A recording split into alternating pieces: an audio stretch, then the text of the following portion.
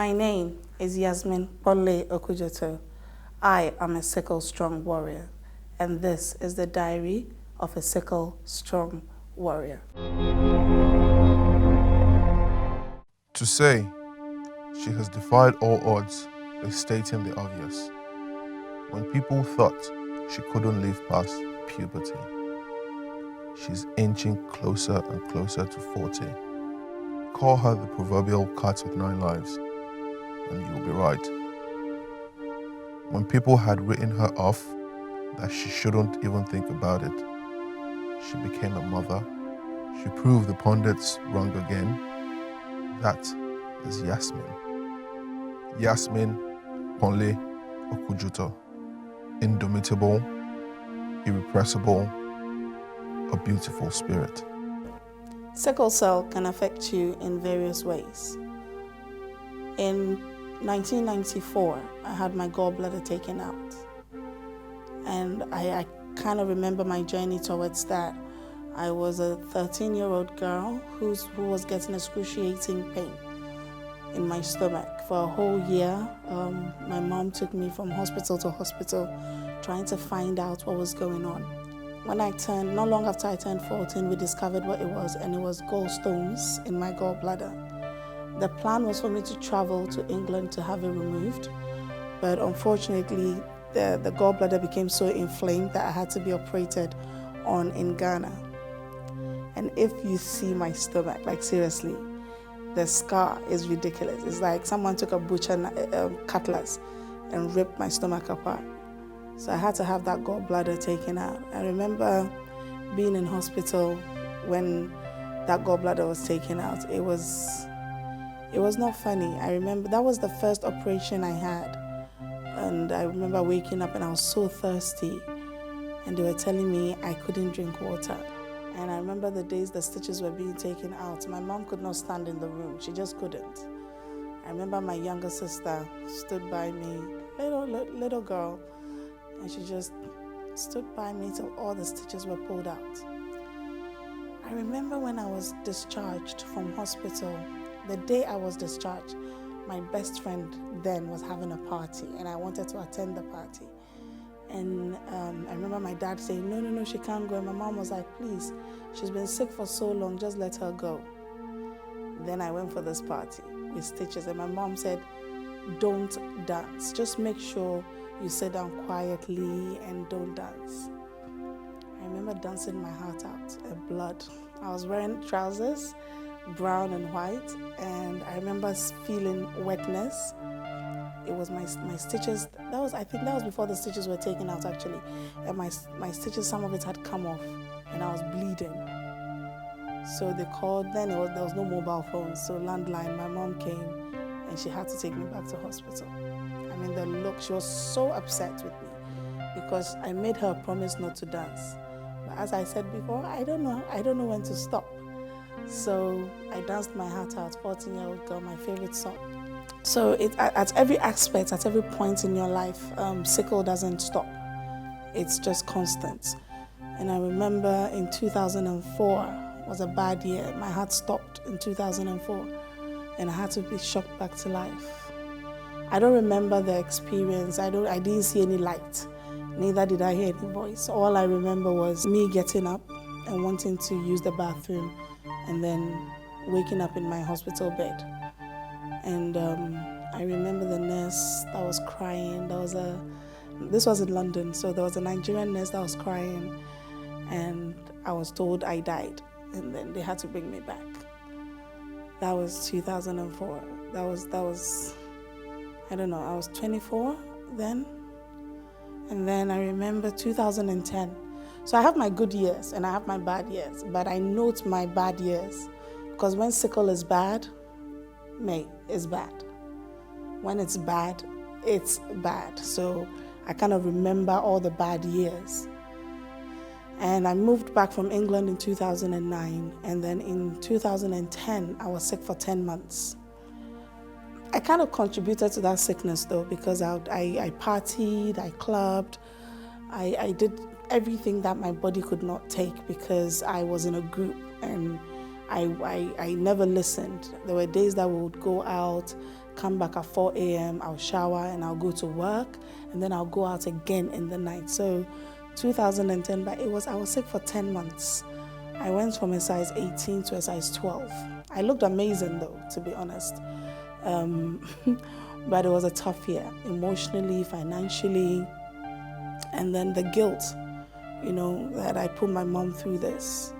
You never stop. The guilt never stops. Anytime you're sick and you contributed to being sick, and you watch your loved ones and you feel guilty.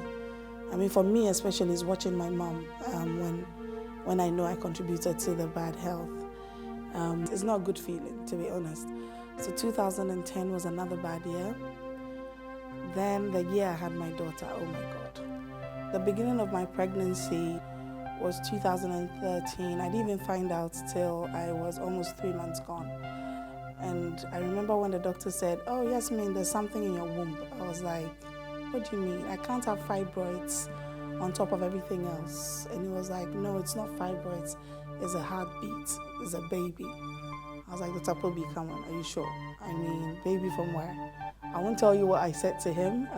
I call that an inside joke. He was like, "No, you're pregnant." And I said, "No, and he said, "You're 11 weeks, 3 days. I'm like, "What does that mean? I'm almost 3 months and I've felt so strong." And, he was like, "Well, you are." And I was like, "No, let's run a test." So we did a blood test, a urine test.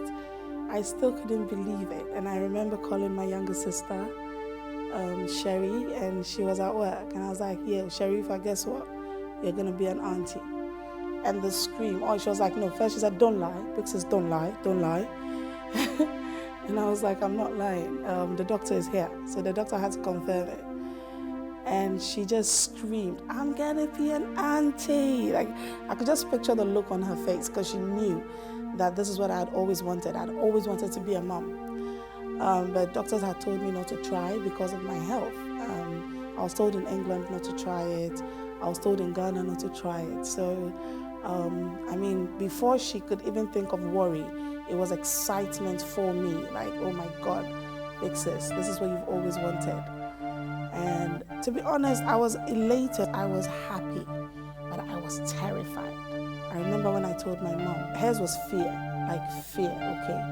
So they told us A, B, C, D, and this girl is now pregnant. Am I going to lose her after all these years? And I remember calling one of my very best friends, Sandra, and I remember she was like, "Yasmine," that was her response, "Yasmine, do you want to die like Ida?" Because we had just buried a close friend who was sickle. And Sandra did not talk to me again till the day I delivered. She was upset because she was scared. She was terrified that she was going to lose another friend because we had just buried Ida. And my journey was so funny because I didn't have a crisis. I worked from 4 a.m. till 11 p.m. sometimes. And I remember my mentor was like, how do you do it? And the point, 2014, when it was time, when I hit 6 months, I got sick. And it was excruciating. It was one of the worst crises. Every bone in my body, every bone, when I say every bone, when I turn in bed, I'm screaming. And I was refusing medication because I was scared that the painkillers would affect the child. So I just kept on. It got to a point I couldn't take it anymore. I had to take, and when I say medication, these are strong painkillers: morphine, pethidine, oxycodone, oxynome. These are controlled drugs, and these are the only drugs that can take away your pain sometimes with sickle cell. So I remember the day I was wheeled, the morning the doctor came up and said, "We're taking you to take the baby out." And I was 31 weeks, so that is 6 months, 3 weeks. I hadn't hit 7 months yet. And I was like, oh my God, is the baby okay? Is she well enough to come out? And I remember doctor telling me, yeah. And I called my mom and said, "Mom, they said they're bringing the baby out." And she was like, "Okay, I'm coming back." But before she came, I had been wheeled away. And I came out of theater. I asked of the baby. They said she was fine. And I remember feeling a wetness, like I felt like I was weeing, and then I looked down and there was blood everywhere. And I remember screaming, I'm bleeding. And the doctor came, and what she did to me, I mean, it was excruciating pain. All I remember is I was screaming like a mad woman because they had just done a CS, they had stitched me up, and this woman was hitting my stomach, and I was screaming. I mean, she had to stop the bleeding. And the bleeding stopped 5 minutes, and then she came back again. The blood started again, and the third time they just decided to take me to theater. I had to stay in the ICU for the night, and I was desperate to speak to my mother or my sister because I knew how worried they would be. I was desperate, but I was also weak from all the medication. So I woke up the next morning, and the first face I saw was my mom's, and the look of relief. And I said, have you seen the baby? And she said, yes, the baby is fine. And I said, I need to call my sister. And they were like, no, we're taking you to the room. And I remember them laying that baby on my chest, and I couldn't cry. I was just emotional, and I was just excited that despite the doctors telling me, despite everything, I was finally a mother. And that is all I had ever wanted.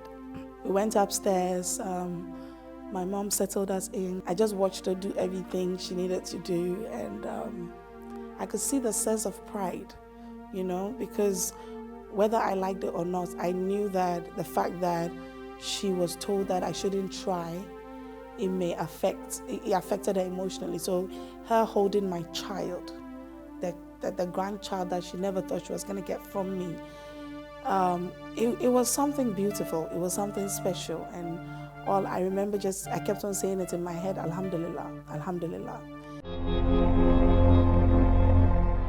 After my mom changed the diapers and she left the hospital, it was just me and my baby. And I remember picking her up. I made promises. Firstly, I said, Alhamdulillah, Allah, guide me to guide her right. Guide me to let her be a testimony to your name. Because man said I couldn't, and you said I could. When man said she couldn't, Allah said she can. And then the second promise I made was that I would ensure that I would not give in to her every whims. I would be a disciplinarian to make sure that my legacy is great, which is her. Then finally I made her a promise, and I said, Precious, thank you for choosing me, and I promise you that I will not let you down. Then I broke down. I cried my heart out because this is what my grandmother wanted for me and my brother, and they had all passed. So I thought of my grandmom, Rabiat, may God rest her soul, and I cried because I remembered all her words. And I remember her last words to me was, would you not have a child for me before I go? And I remember saying, you're not going anywhere. And she died that night. So I cried a lot on that day. That I thought of my cousin, Omar, that had passed, and all the promises, all the things we said we're gonna achieve. Then after that, I just cried because I felt like I had finally got the greatest gift. I had finally got what I wanted. I had gotten the fulfillment of my womanhood, which was my child.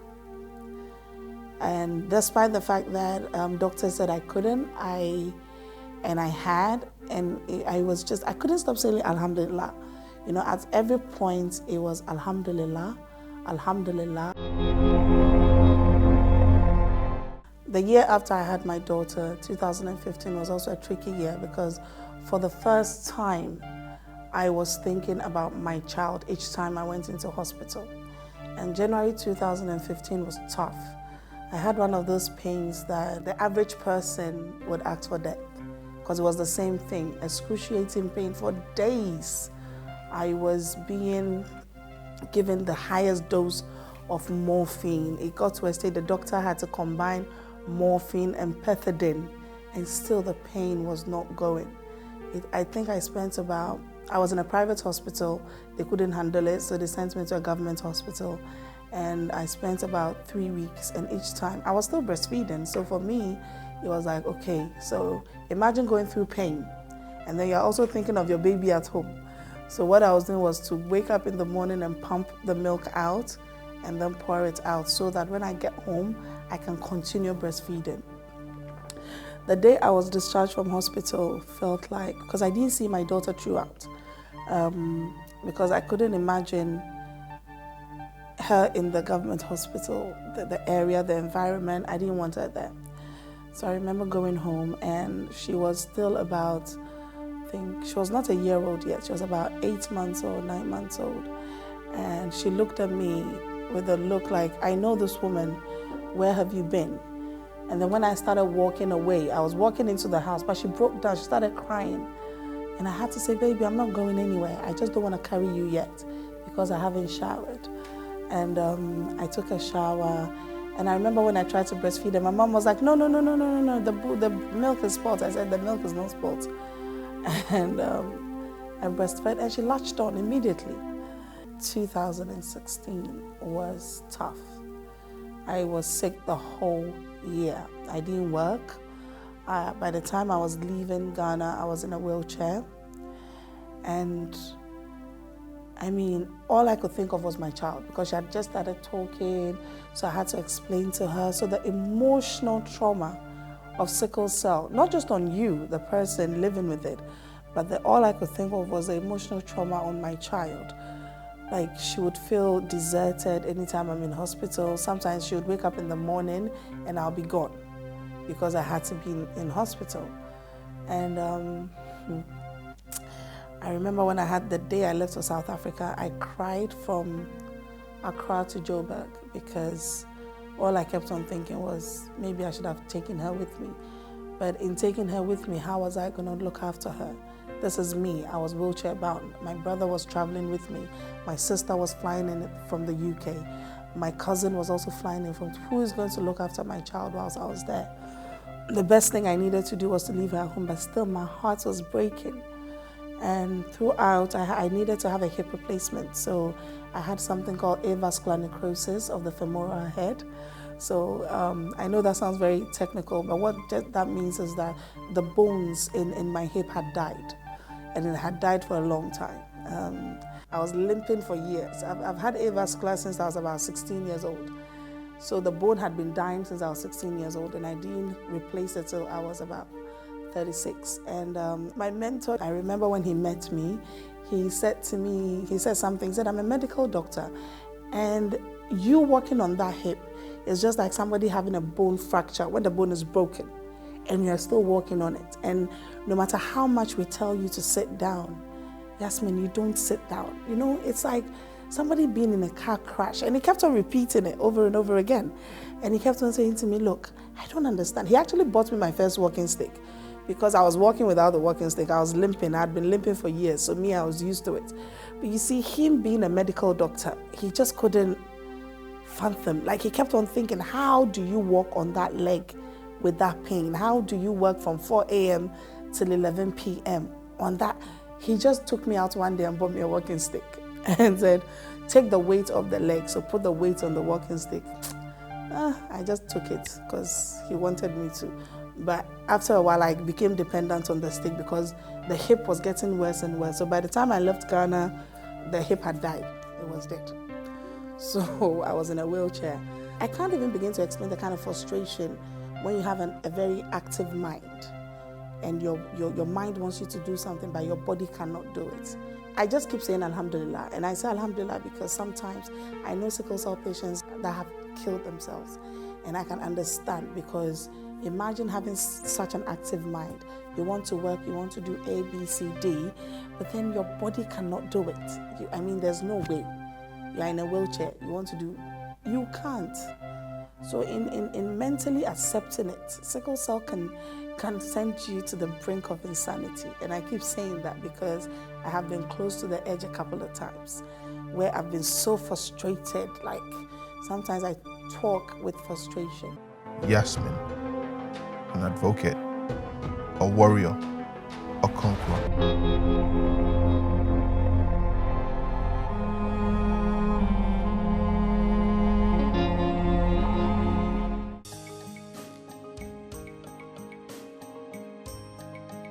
If you have been inspired by this story, or you want to share your own story as well, send us a message on info@aleeftv.com.